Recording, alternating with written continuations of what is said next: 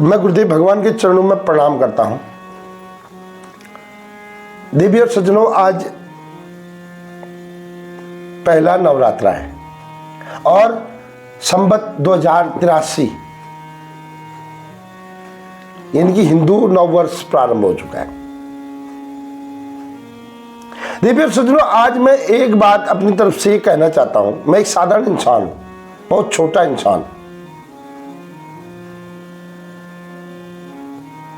हम इस नवरात्रि में बहुत कीर्तन करते हैं, बहुत भजन करते हैं, एक दूसरे घरों में भीड़ लगी रहती है, कीर्तन हो रहे हैं। क्या हमारे जीवन में कोई परिवर्तन आता है? कभी विचार किया हमने स्वरूप को समझा? मां भगवती का पहला स्वरूप क्या है?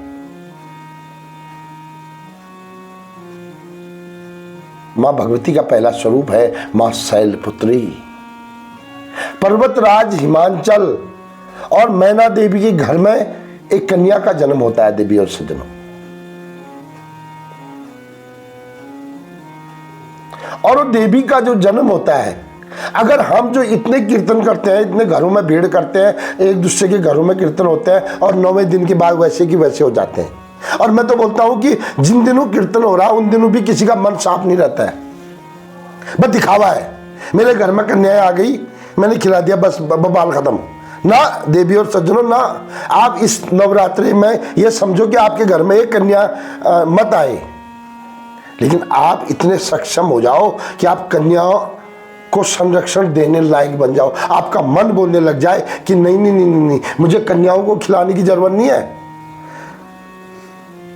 मुझे कन्याओं को खिलाने से बेटर है कि मुझे हमेशा उन कन्याओं के बारे में परमानेंट मुझे गोद ले लेना चाहिए। मुझे मेरे घर से किसी गरीब कन्या का विवाह हो, ऐसा संकल्प मेरे मन में आ जाए तो वो सच्चा नवरात्र है। देवी और सज्जनों, ये विचार करो, मेरे बोलने पर बात नहीं है, ये आप अपनी इच्छा से करना आप।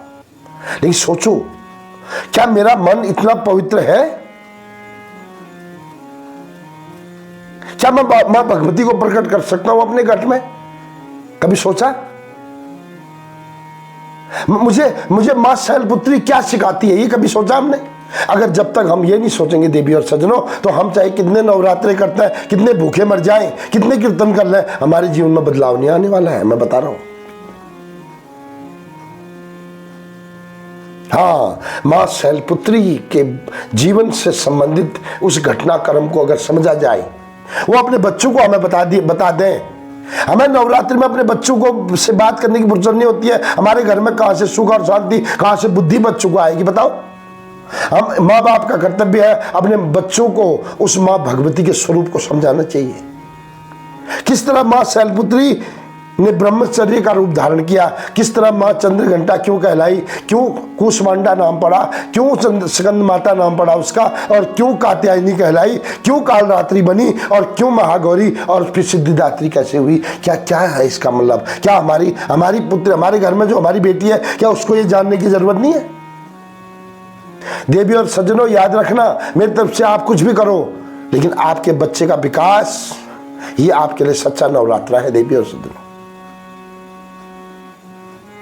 आइए मां भगवती के 9 स्वरूपों का वर्णन करते हुए हम आगे बढ़ते हैं।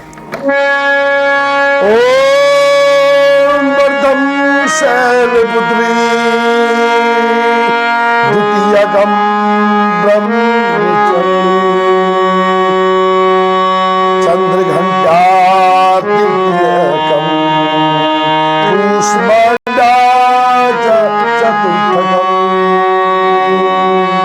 पंचमी स्कंद माता षष्ठी कात्यायनी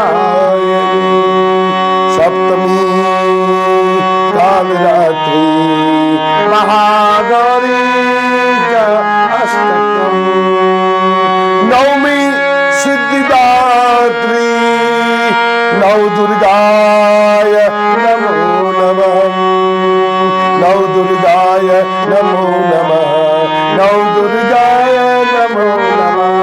ओम ऐं ह्रीं क्लीं चामुंडाय विच्चे आदिशक्ति नमो नमः। तो देवी और सज्जनों, इस बार प्रयास करो, माँ भगवती के इस नवरात्रि को समझने का प्रयास करो। मनाना है लेकिन समझ के, फिर देखना आपके जीवन में 9 दिन के बाद कितना परिवर्तन आता है, यह आपको खुद महसूस हो जाएगा। राधे राधे, जय श्री कृष्ण।